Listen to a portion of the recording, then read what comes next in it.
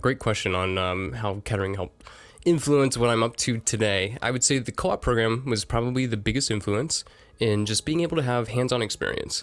And that is the most critical factor for anybody that's going into doing anything, really.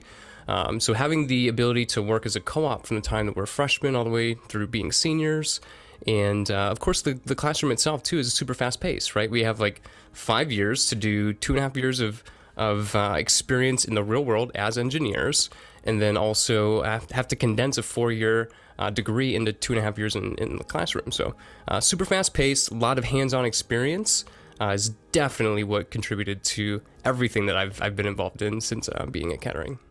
I would say one of the most fulfilling things for me is solving problems for people and like making their lives more comfortable or more enjoyable, or allowing them to have some freedom in their own world.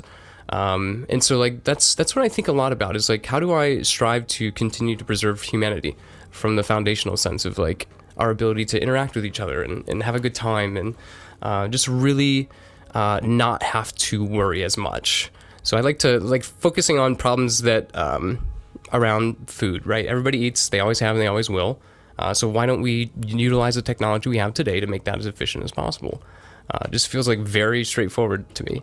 And so like I want to just continue to do that. I continue to do that in food production, in mobility, in transportation, and just work with very, very smart and fascinating people on solving big problems to make humanity a little bit more comfortable.